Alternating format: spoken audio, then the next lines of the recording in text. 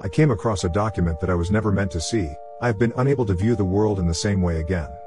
I must keep my background vague and the position I had secret, as it would reveal my identity too easily and I need to think of my family. At 67 years of age, I have recently been diagnosed with incurable lung cancer, and I was content to take this knowledge to the grave. The recently bleak world events have changed my mind.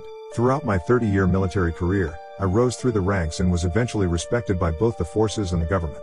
After retiring, I was offered a role working with senior government officials, where I was trusted due to my integrity and experience. One of my main duties was to transfer classified documents from one party to another, always accompanied by another equally respected person due to protocol. I never really paid attention to the contents of what I was delivering, nor did I ever wonder what was written in between the hundreds of leather-bound articles. The next sequence of events seemed too coincidental to be a coincidence, but they happened nonetheless. I was instructed to deliver a single classified binder folder to the head of a department on the 3rd floor, and I was accompanied by a colleague named Charlie.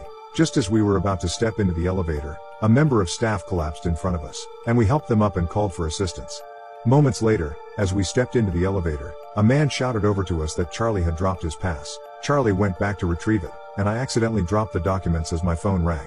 I bent down to pick up the scattered pages as the elevator doors closed. I was stuck in between the 2nd and 3rd floor when the power cut out and the emergency lights came on.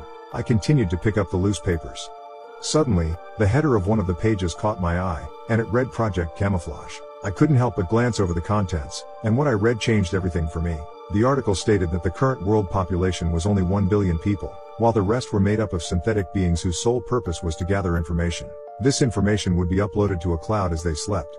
It went into great detail on how these beings were part of an advanced AI collective, which had been in development by top scientists since at least the 1970s with the help of others. The primary objective was to limit our impact to the planet and beyond. They were programmed to believe they were human. Their memories of being born, giving birth and any other key life elements were constantly updated. This intertwined with the natural population like a framework for seamless integration. The article ended with a statement requesting a full urgent investigation into a few 100,000 units experiencing anomalies. These seemed to be centralized and was spreading frantically through the AI network without explanation. I couldn't read anymore. I felt empty as I realized that everything around me had been manipulated in such a convoluted way. That the truth was hidden from me and the whole population.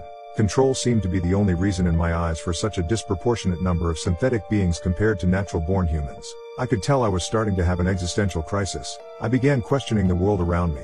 I even doubted my whole life and many experiences, especially with the type of work that I was in. I gathered and transferred information.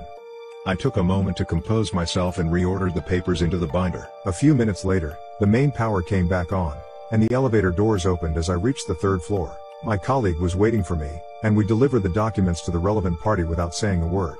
I left my position not long after this incident, unable to continue being connected to such a lie. I preferred to live in the reality that I had always known rather than face the truth. It has been 16 years since then, and I have been haunted by this terrifying knowledge every single day. I partly blame my experience for my marriage breakdown and consequent alcoholism. I have also never been able to share this information with anyone in person, as I knew that I would either be silenced or ridiculed. I can't help feeling that the state of the world at the moment is feeling the consequence of the few anomalies in that terrible document.